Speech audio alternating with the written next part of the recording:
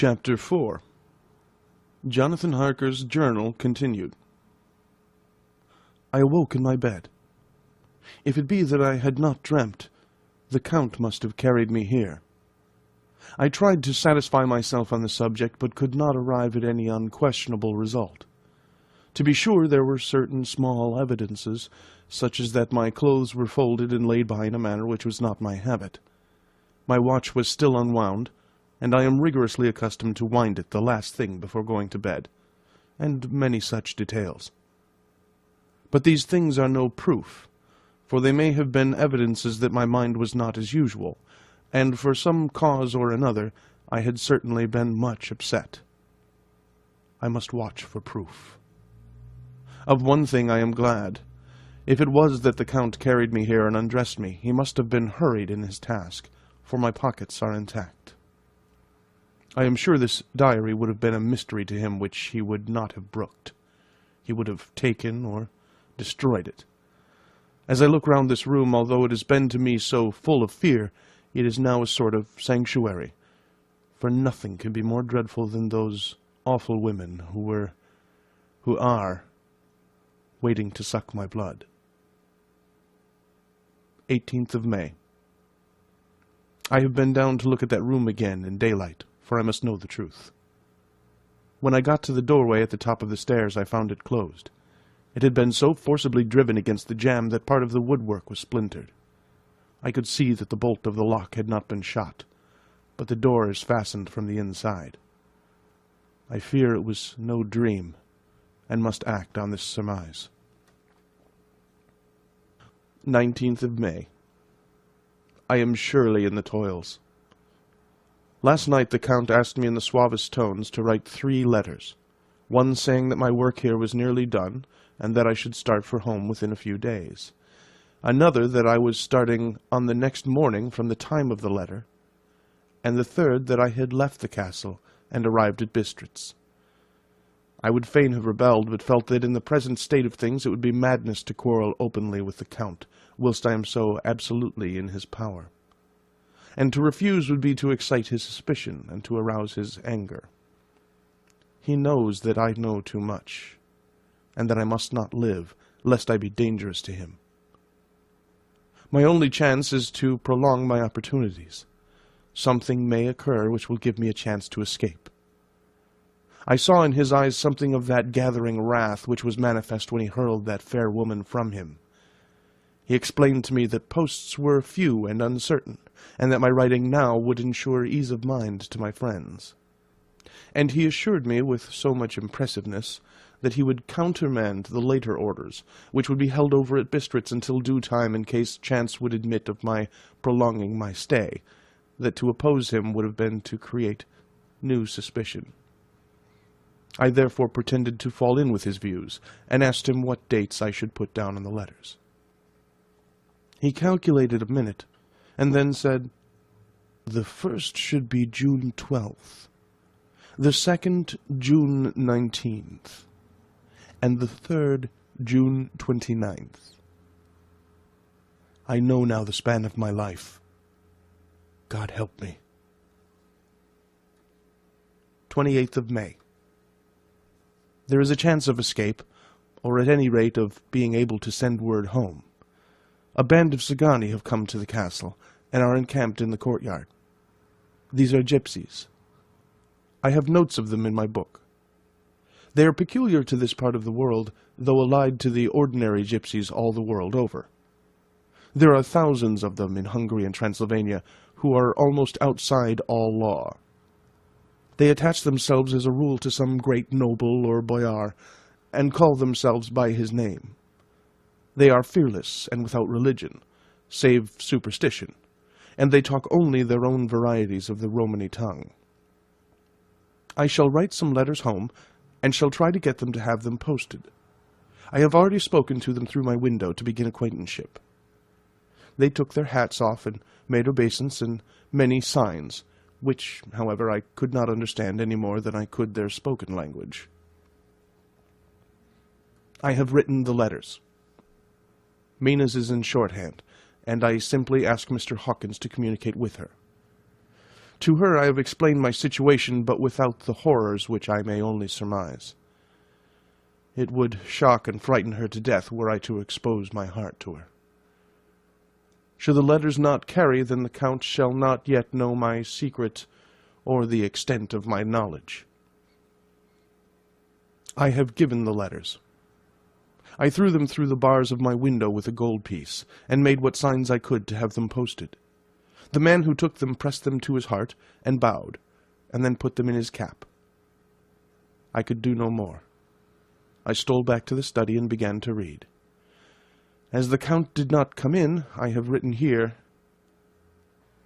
"The Count has come." He sat down beside me and said in his smoothest voice, as he opened 2 letters, "The Szgany has given me these, of which, though I know not whence they come, I shall, of course, take care. See," he must have looked at it, "one is from you, and to my friend Peter Hawkins. The other," here he caught sight of the strange symbols as he opened the envelope, and the dark look came into his face, and his eyes blazed wickedly. "The other is a vile thing, an outrage upon friendship and hospitality. It is not signed. Well, so it cannot matter to us." And he calmly held letter and envelope in the flame of the lamp, till they were consumed. Then he went on, "The letter to Hawkins that I shall, of course, send on, since it is yours. Your letters are sacred to me.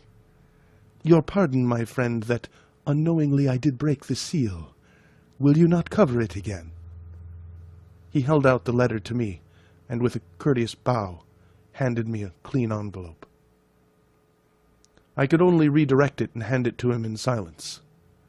When he went out of the room, I could hear the key turn softly. A minute later, I went over and tried it, and the door was locked. When, an hour or 2 after, the Count came quietly into the room, his coming awakened me, for I had gone to sleep on the sofa. He was very courteous and very cheery in his manner, and seeing that I had been sleeping, he said, "So, my friend, you are tired. Get to bed. There is the surest rest. I may not have the pleasure of talk tonight, since there are many labors to me. But you will sleep, I pray."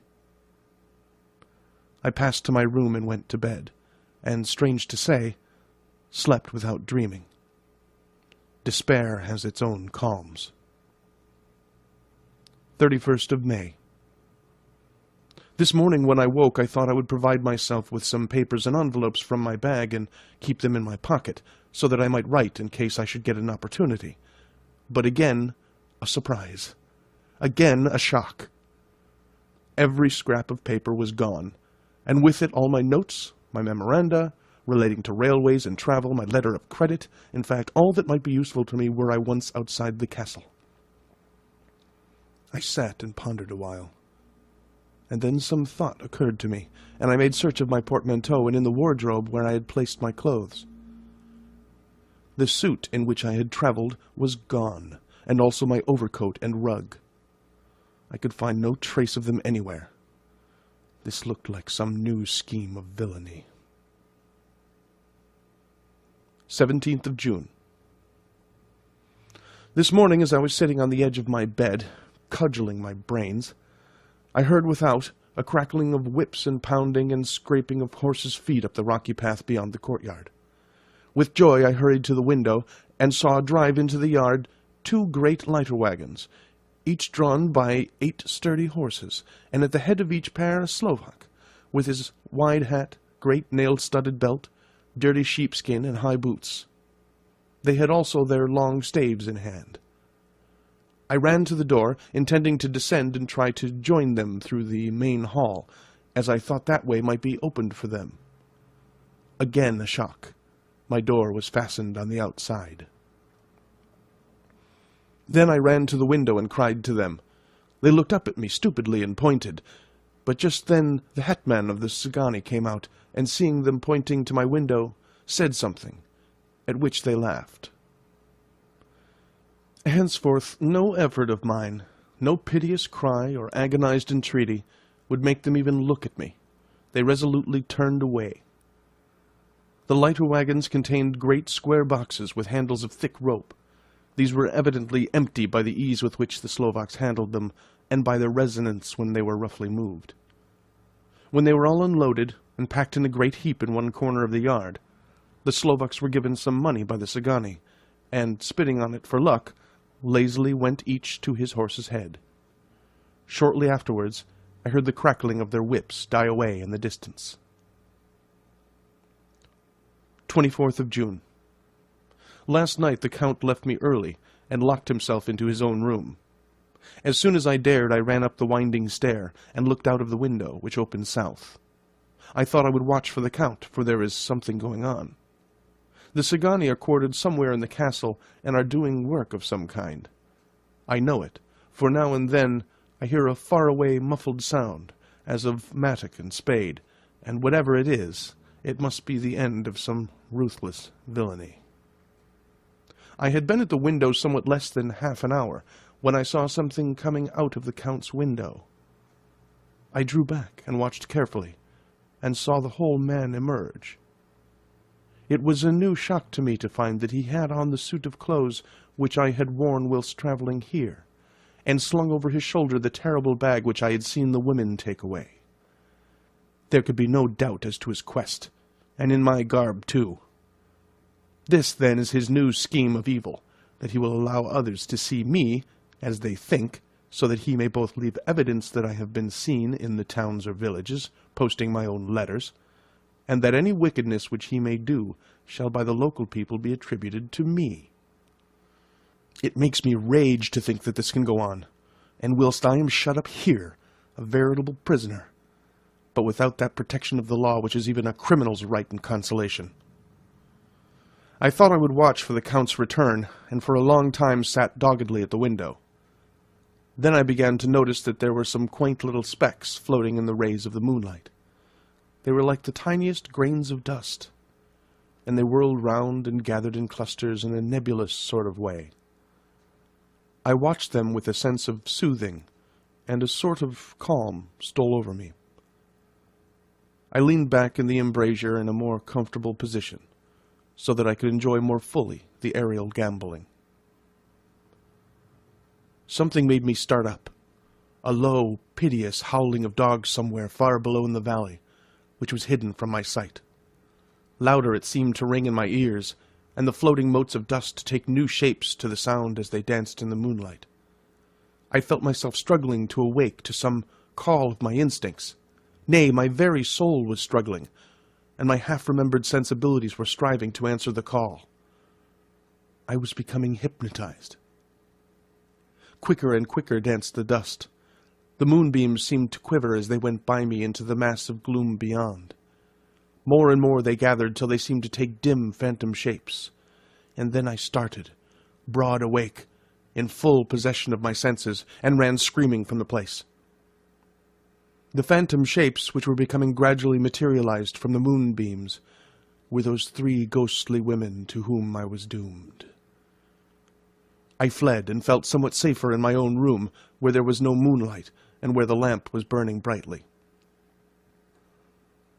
When a couple of hours had passed, I heard something stirring in the Count's room, something like a sharp wail quickly suppressed.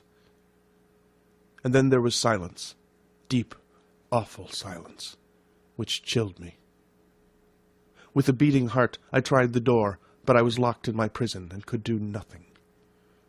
I sat down and simply cried. As I sat, I heard a sound in the courtyard without, the agonized cry of a woman. I rushed to the window, and, throwing it up, peered between the bars. There, indeed, was a woman with dishevelled hair, holding her hands over her heart, as one distressed with running. She was leaning against the corner of the gateway. When she saw my face at the window, she threw herself forward, and shouted in a voice laden with menace, "Monster, give me my child!" She threw herself on her knees, and raising up her hands, cried the same words in tones which wrung my heart. Then she tore her hair and beat her breast, and abandoned herself to all the violences of extravagant emotion. Finally she threw herself forward, and though I could not see her, I could hear the beating of her naked hands against the door. Somewhere high overhead, probably on the tower, I heard the voice of the Count calling in his harsh, metallic whisper. His call seemed to be answered from far and wide by the howling of wolves. Before many minutes had passed, a pack of them poured, like a pent-up dam when liberated, through the wide entrance into the courtyard. There was no cry from the woman, and the howling of the wolves was but short. Before long they streamed away singly, licking their lips. I could not pity her, for I knew now what had become of her child, and she was better dead. What shall I do? What can I do? How can I escape from this dreadful thing of night, gloom, and fear? 25th of June. No man knows till he has suffered from the night how sweet and dear to his heart and eye the morning can be. When the sun grew so high this morning that it struck the top of the great gateway opposite my window, the high spot which it touched seemed to me as if the dove from the ark had lighted there. My fear fell from me as if it had been a vaporous garment, which dissolved in the warmth. I must take action of some sort whilst the courage of the day is upon me. Last night one of my post-dated letters went to post, the first of that fatal series which is to blot out the very traces of my existence from the earth. Let me not think of it. Action! It has always been at night time that I've been molested or threatened, or in some way in danger or in fear. I have not yet seen the Count in the daylight. Can it be that he sleeps when others wake, that he may be awake whilst they sleep? If I could only get into his room. But there is no possible way. The door is always locked. No way for me. Yes, there is a way, if one dares to take it. Where his body has gone, why may not another body go? I have seen him myself crawl from his window. Why should not I imitate him, and go in by his window? The chances are desperate, but my need is more desperate still. I shall risk it. At the worst, it can only be death, and a man's death is not a calf's, and the dreaded hereafter may still be open to me. God help me in my task. Goodbye, Mina, if I fail. Goodbye, my faithful friend and second father. Goodbye, all, and last of all, Mina. Same day, later. I have made the effort, and God helping me, have come safely back to this room. I must put down every detail in order. I went whilst my courage was fresh, straight to the window on the south side, and at once got outside on this side. The stones are big and roughly cut, and the mortar has by process of time been washed away between them. I took off my boots and ventured out on the desperate way. I looked down once, so as to make sure that a sudden glimpse of the awful depth would not overcome me, but after that kept my eyes away from it. I know pretty well the direction and distance of the Count's window, and made for it as well as I could, having regard to the opportunities available. I did not feel dizzy. I suppose I was too excited, and the time seemed ridiculously short, till I found myself standing on the window-sill and trying to raise up the sash. I was filled with agitation, however, when I bent down and slid feet foremost in through the window. Then I looked around for the Count, but with surprise and gladness made a discovery. The room was empty. It was barely furnished with odd things which seemed to have never been used. The furniture was something the same style as that in the south rooms, and was covered with dust. I looked for the key, but it was not in the lock, and I could not find it anywhere. The only thing I found was a great heap of gold in one corner, gold of all kinds, Roman and British and Austrian and Hungarian and Greek and Turkish money, covered with a film of dust as though it had lain long on the ground. None of it that I noticed was less than 300 years old. There were also chains and ornaments, some jeweled, but all of them old and stained. At one corner of the room was a heavy door. I tried it, for since I could not find the key of the room or the key of the outer door, which was the main object of my search, I must make further examination, or all my efforts would be in vain. It was open, and led through a stone passage to a circular stairway, which went steeply down. I descended, minding carefully where I went, for the stairs were dark, being only lit by loopholes in the heavy masonry. At the bottom there was a dark, tunnel-like passage, through which came a deathly, sickly odor, the odor of old earth newly turned. As I went through the passage, the smell grew closer and heavier. At last I pulled open a heavy door which stood ajar, and found myself in an old ruined chapel, which had evidently been used as a graveyard. The roof was broken, and in 2 places were steps leading to vaults, but the ground had recently been dug over, and the earth placed in great wooden boxes, manifestly those which had been brought by the Slovaks. There was nobody about, and I made a search over every inch of the ground, so as not to lose a chance.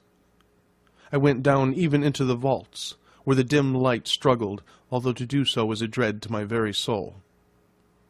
Into 2 of these I went, but saw nothing except fragments of old coffins and piles of dust. In the 3rd, however, I made a discovery. There, in one of the great boxes, of which there were 50 in all, on a pile of newly dug earth, lay the Count. He was either dead or asleep. I could not say which, for eyes were open and stony, but without the glassiness of death, and the cheeks had the warmth of life through all their pallor. The lips were as red as ever, but there was no sign of movement, no pulse, no breath, no beating of the heart.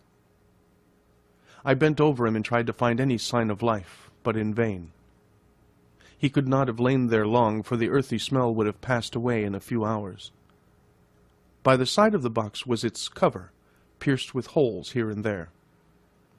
I thought he might have the keys on him, but when I went to search I saw the dead eyes, and in them, dead though they were, such a look of hate, though unconscious of me or my presence, that I fled from the place, and leaving the Count's room by the window, crawled again up the castle wall.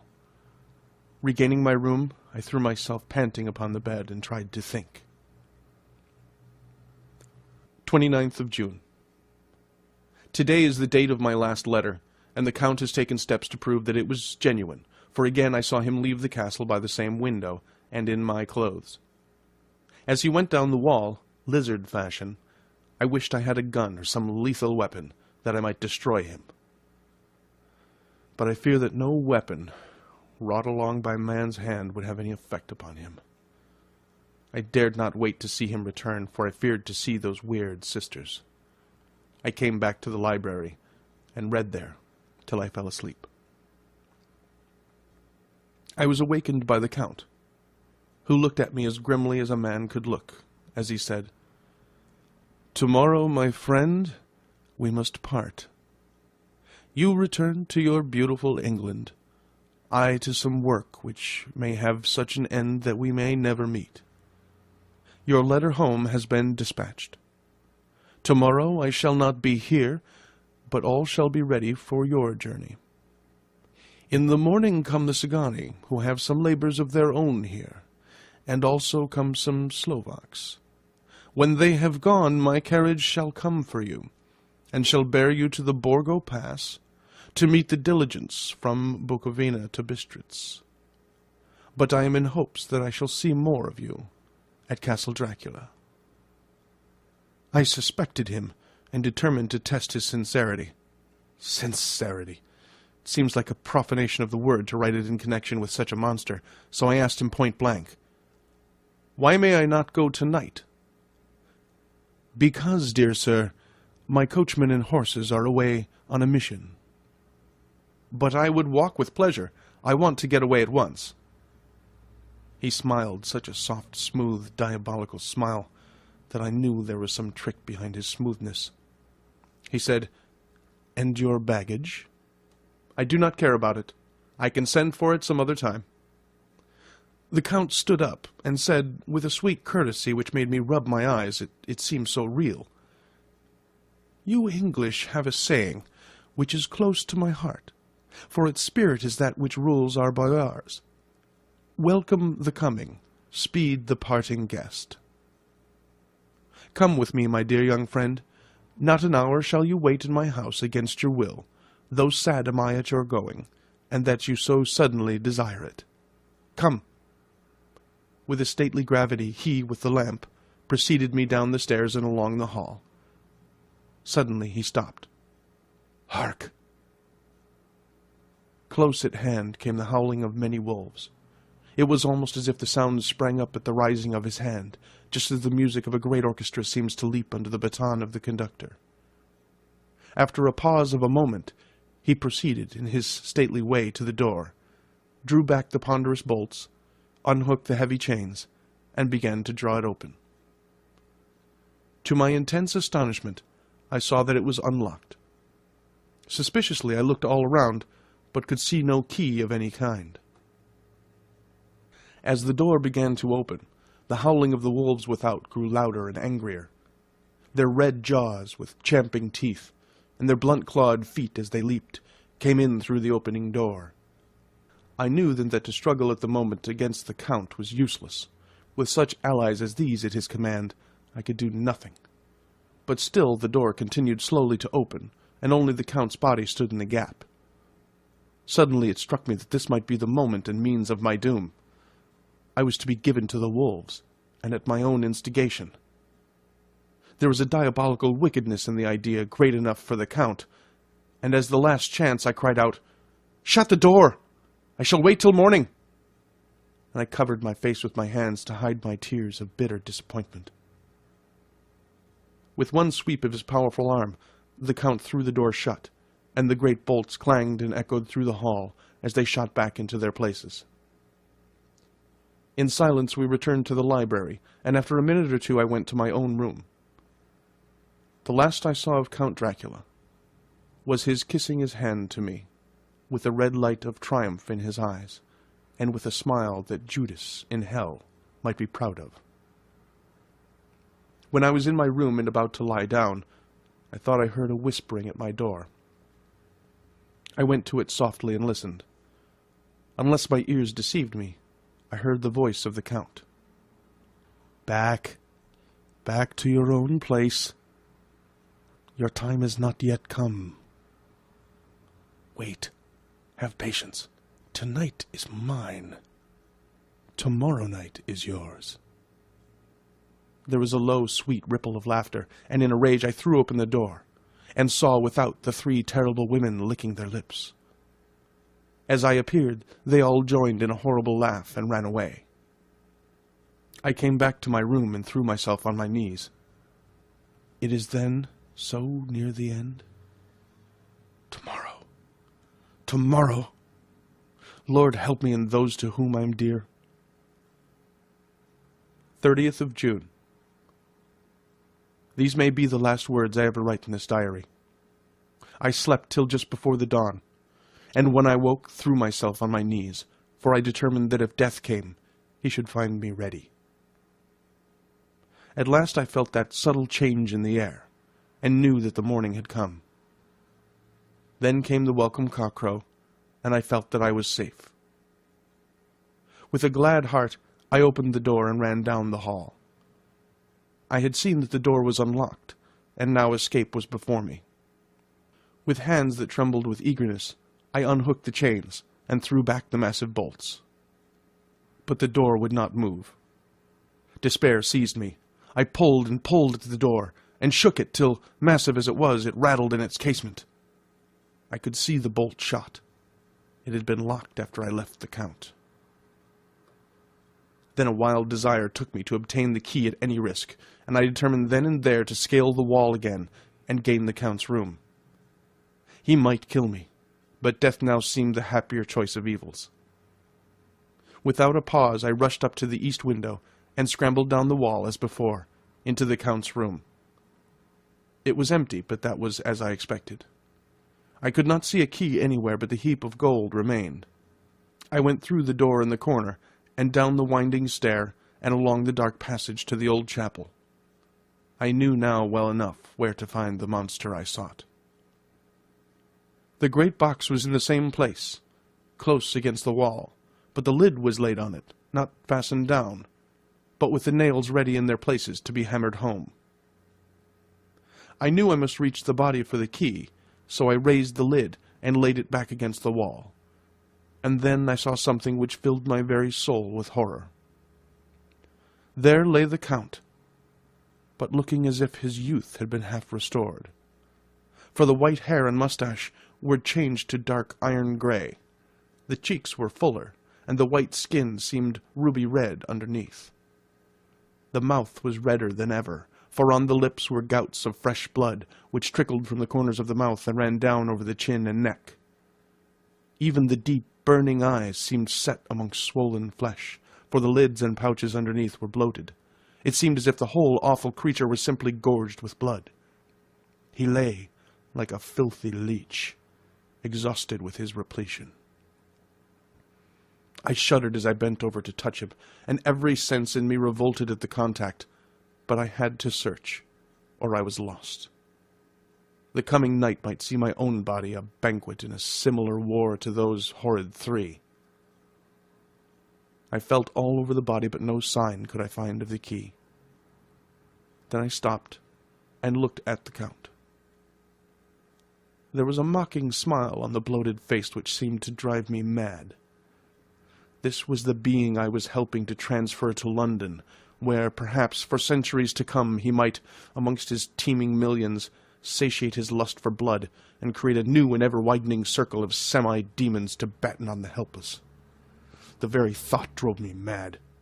A terrible desire came upon me to rid the world of such a monster. There was no lethal weapon at hand, but I seized a shovel, which the workmen had been using to fill the cases, and lifting it high, struck with the edge downward at the hateful face. But as I did so, the head turned, and the eyes fell upon me with all their blaze of basilisk horror. The sight seemed to paralyze me, and the shovel turned in my hand, and glanced from my face, merely making a deep gash above the forehead. The shovel fell from my hand across the box, and as I pulled it away, the flange of the blade caught the edge of the lid, which fell over again, and hid the horrid thing from my sight. The last glimpse I had was of the bloated face, blood-stained, and fixed with a grin of malice, which would have held its own in the nethermost hell.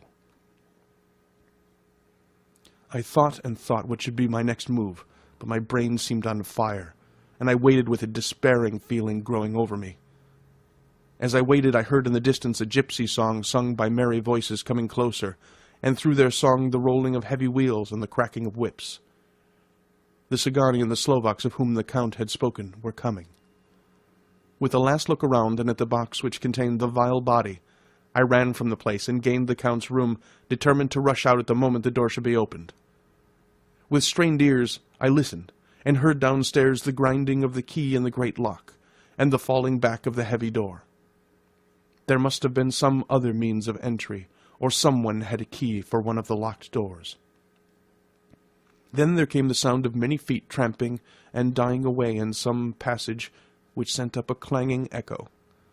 I turned to run down again towards the vault, where I might find the new entrance, but at the moment there seemed to come a violent puff of wind, and the door to the winding stair blew to with a shock that set the dust from the lintels flying. When I ran to push it open, I found that it was hopelessly fast. I was again a prisoner, and the net of doom was closing round me more closely. As I write, there is in the passage below a sound of many tramping feet, and the crash of weights being set down heavily, doubtless the boxes with their freight of earth. There is a sound of hammering. It is the box being nailed down. Now I can hear the heavy feet tramping again along the hall, with many other idle feet coming behind them. The door is shut. The chains rattle. There is a grinding of the key in the lock. I can hear the key withdrawn, then another door opens and shuts. I hear the creaking of lock and bolt. Hark! In the courtyard and down the rocky way the roll of heavy wheels, the crack of whips, and the chorus of the Zingani as they pass into the distance. I am alone in the castle, with those horrible women. Faugh! Mina is a woman, and there is naught in common. They are devils of the pit. I shall not remain alone with them. I shall try to scale the castle wall farther than I have yet attempted. I shall take some of the gold with me, lest I want it later. I may find a way from this dreadful place. And then away for home.